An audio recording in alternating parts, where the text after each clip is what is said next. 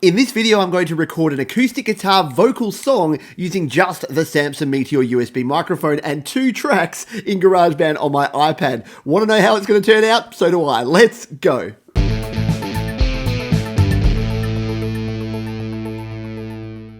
Hi, my name is Pete and this is Studio Live today, and on this channel I talk a lot about recording with a simple setup with inexpensive gear. So in this video I'm going to be doing exactly that. I'm going to be using the Samson Meteor USB microphone, which is about a $60 USB microphone, and I'm going to use just this to record guitars and vocals with my iPad using the Lightning to USB connector. Now I've got a video which I'll link up there about how to actually record the guitar, so I won't go into a lot of the process and the recording and the setup, but what I'm going to show you here is how I can record this in GarageBand and then edit it down, put some effects, a bit of EQ on there, and how really quickly we can get a simple singer-songwriter song recorded and ready to distribute. So let's jump in now and get started. Oh, and the song that I'm going to record is an acoustic cover of one of my favorite all-time 80s songs. And if you know the name of the band that sings this song, then drop that down in the comments. Or maybe, why don't you put down your favorite 80s band? And maybe I'll do a cover of one of their tracks in the future soon. But now, let's jump in and get recording. Now, I'll show you the desktop here again just to show you my position. So because I'm going to be recording guitar and vocals on the one track with the one microphone, I'm going to have the mic here pointing at my guitar around about that 12th fret, and then I'm going to be playing and singing over the top. So it'll be a little bit awkward, but we're going to see what sort of sound we can get out of this. Now I've got the iPad set up here. I've just created a brand new track with the Nice Room, our standard acoustic guitar setting. And again, I do have a video where I show this setup in more detail, but what I'm going to do now is I'm going to hit record, and then I'm going to start recording this take all the way through. And like I said, we're only using 2 tracks, so we'll record the first take through and then the second take through, and then we'll go in and I'll show you some of the EQ, the mixing, and the effect settings that we're going to use to make this into a nice little singer-songwriter demo. So let's jump in now. Alright, so we're set up and ready to record here. We've set up our input gain, and yes, it does look low there, and it does need to be low because when I play guitar, we want that to be coming up at about 50 to 70%. If that's going to go higher, it's going to start clipping. So we don't want that. So what I'm going to do now is we've turned off the metronome here because we're going freestyle on this one. We don't want to have a click track. And the other thing I need to do is come in here to my bars and make sure this is on automatic. I don't want it stopping after 8 bars. I want it to keep going. So now what I'm going to do is I'm going to hit record, and I'm going to record a whole take through of this song.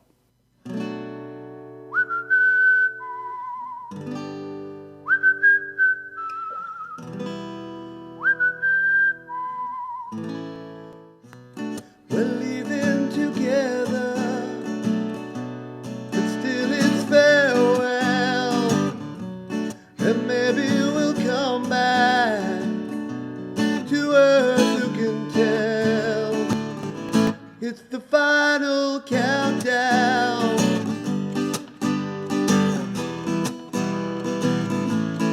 final countdown.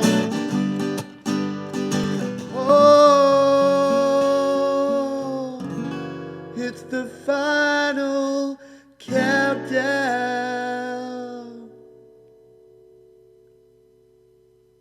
So there you go, we've got our first takedown, and yes, you now know the song that we're recording here. What I'm going to do now is record a backing vocal part on our second track. So we've used 1 track for guitar and lead vocals. We're now going to record a backing vocal to our second track, and you would have noticed at the end there that I held that last note and didn't move, because that's a big mistake that I've made in the past and that other folks make at times, which is you don't hold that last note long enough and you start moving around and you ruin your fade out. So hold it much longer than you think you even need to. But anyway, let's jump in now and record track number 2. Okay, a little bit of setup before I record this second track. I'm going to make sure that the volume is up on this first track to almost full. I'm going to tap on it. I'm going to tap duplicate, and then here is my second track ready to record. Now I'm going to tap the little button here, which is our monitor button, and now you'll hear me coming through on the microphone down here, as well as the mic I'm using for this recording. So this is ready to go. Let's hit record now and record my overdub backing vocal. I guess there is no one to blame. We're leaving ground. Will things ever be the same again? It's the final countdown.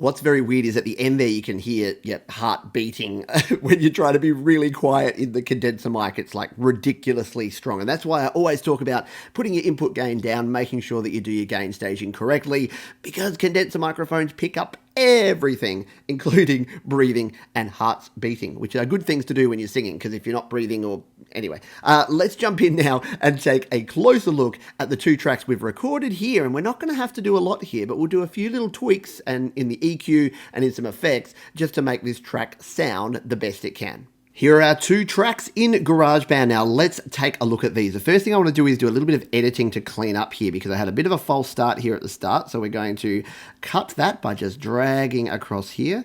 So we'll start the song right there. Now it doesn't matter, we have this lead in, we can fix that up later.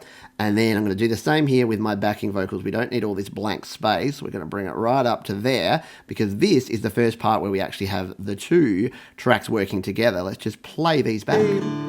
We're leaving ground.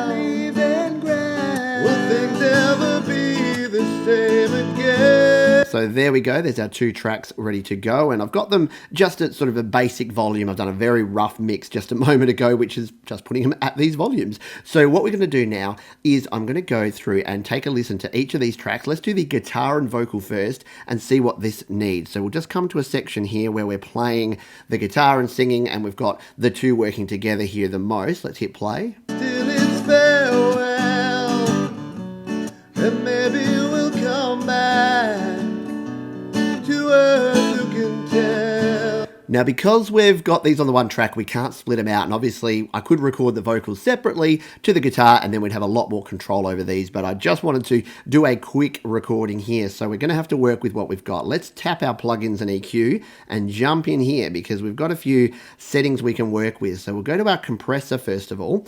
Now what I'll probably do, compression's at about 2.6, we'll give it a little bit more compression here, and we'll give it a slightly quicker attack as well. We want the compressor to kick in as soon as it hits that peak that we want it to actually squash down and then pull up the rest of the volume. If you want to learn more about compressors, got a bunch of videos here all about compression. I'll link those in the description and up there as well. But what I'll do is I'll play this back, and I'm just going to bring the threshold down just to level out this performance a little bit. So let's hit play. I guess there is no one to blame. We're leaving ground. Will things ever be the same again? It's the final countdown. There you go, that's better. So you can see there we only use very light compression. We don't want to go nuts with this. It's an acoustic song, but it's just leveled that out. It's brought all of those lower volume parts up a little bit and leveled out our performance. So that's good. That's all we're going to do with the compressor. Now the track reverb that we have on here, I quite like this already. I might even add a tiny little bit more of it, to be honest. So let's just play this and take a bit of a listen. Final countdown.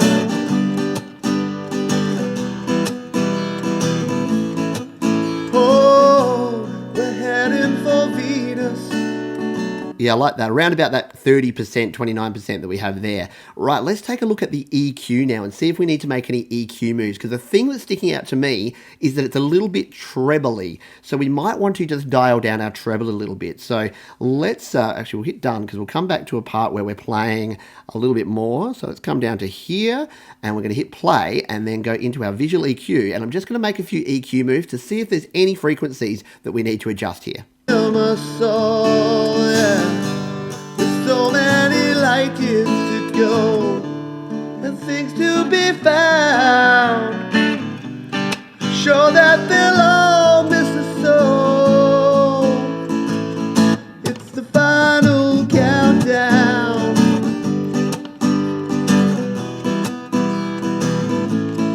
Final countdown.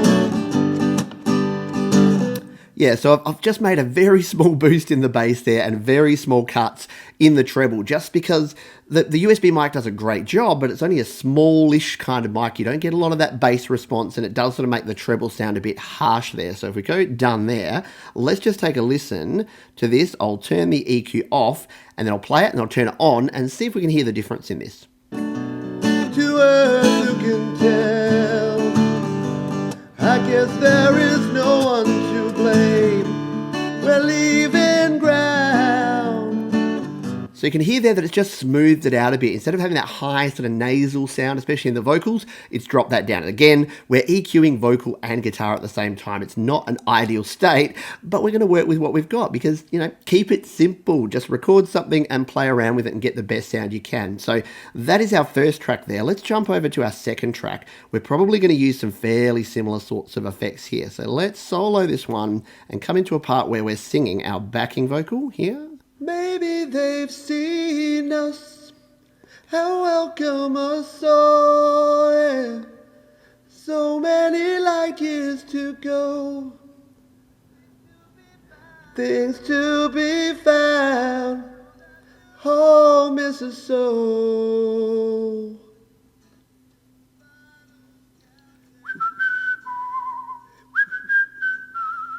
All right, so I've made a few little EQ moves, and you might be thinking, Pete, you're doing the opposite here on the EQ. Yeah, I kind of am, because I still want that little bit of a cut here, but I actually want to enhance the treble.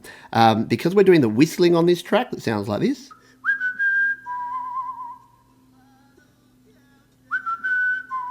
We want to give it a little bit of a treble boost to really pull that whistling sound out. If we go down there, let's bring these two back together. Final countdown,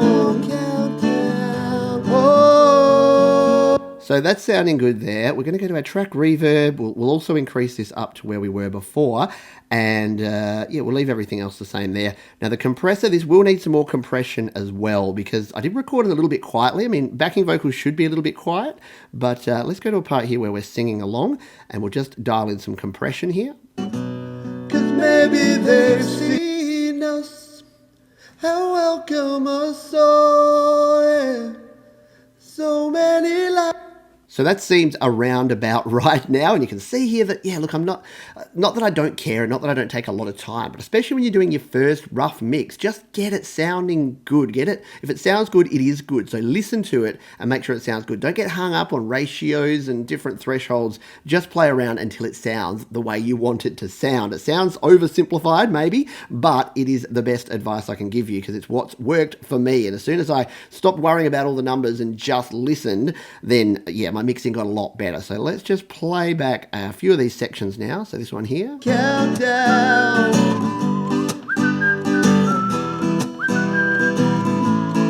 Final countdown.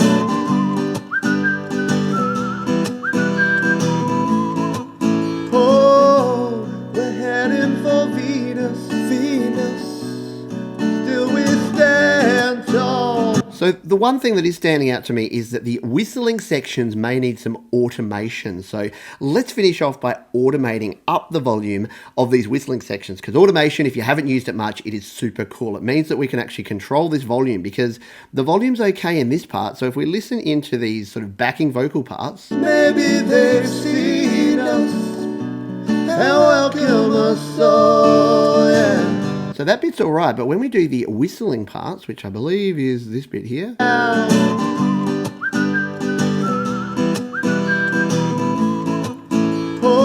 it could just go up a little bit. So let's come here to the start of this. We're going to tap, we're going to go automation, and then we're going to turn on automation in the top left here. And as always, there's a video which I'll link up wherever it goes, which has more details about automation. But let's just quickly add in some automation points. We're going to tap on the little point button here, and then we're going to tap there and tap just next to it. We're going to do the same at the end of this whistling section, which is here, there. So what we actually want to do is we want to sort of put a shelf in this. So we'll turn off in the top left there, and then we'll drag up this bit. And let's bring it up by, like, say, about 4 dB, maybe. So let's have a listen to this, because here's where we'll have a word, and then we'll see if this automation move is going to sound good. Will things ever be the same again? It's the final countdown.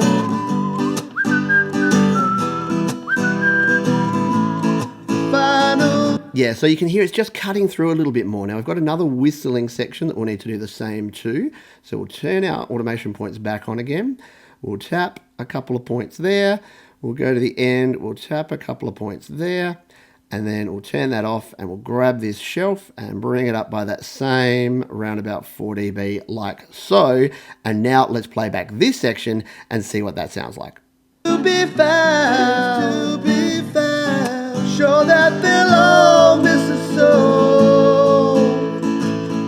It's the final countdown.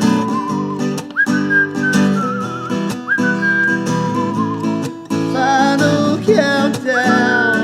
Yeah, I like it. So that's working well. So we'll hit done on that. Now you can see that we've got our automation curves or automation lines that we've got in there. We can no longer use the volume control now because we have automation set. So that's the one caveat, a warning that I always give folks is before you use automation, be careful of that. Now let's come in here while we're automating. Let's just automate the end here because we might as well. So in our fade out here, the reason that I held those fades so long is I wanted to make sure that we could get a lot of space here so we can automate these down at the end. So let's turn on our points. Let's hit right there where we finish on these two notes. And then we'll move it to about there. And we'll just play around with this and just see where it should fade.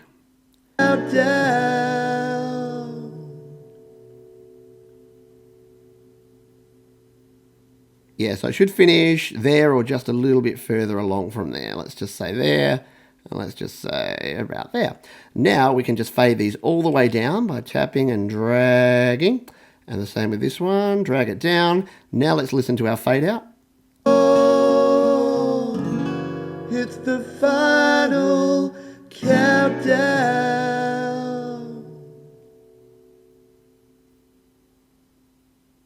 Nice, I like it. So we'll hit done on that one and we'll stop and we're good to go. So there you go. That just shows you how quickly we can get a good quality recording using a USB microphone. We can record it here on 2 tracks. We could have multi-tracked this and done a whole bunch of overdubbing. We've only used 2 takes, so we could have done a bunch of different takes. We could have punched in and done more recording and editing. So if you do want to learn about the whole songwriting and the whole creation process, what I recommend is this time last year, I did my Complete a Song Challenge, where in the month of March 2018, I actually wrote, recorded, mixed, mastered a whole song. So if you want to learn more about creating your own songs in GarageBand iOS, I highly recommend you check out that series. That'll be linked up there and down in the description as well. Oh, and one last thing. If you're wondering why I'm doing this and what the plans are for this song, I'll actually be releasing this. I'm testing out a Muse at the moment. I've just released my first original song with my band Fear Cut. And what I'm going to do is I'm going to release a cover song, which is this song, and I'm going to release that via a Muse. So stay tuned. If you're not already subscribed and you want to learn more about that, about releasing your music, then make sure you're subscribed and check out that video. It'll be just around the corner. So there you go. What do you think? I reckon the Samson Meteor did a pretty good job on this guitar and vocals, and for just 2 tracks, I think we're sounding okay. Don't forget to drop the name of this band or your favorite 80s band down in the description. You'll also find links there to where you can pick up a Samson Meteor or any of the other gear that I use here on my videos. Thanks again for watching. I'll see you next time.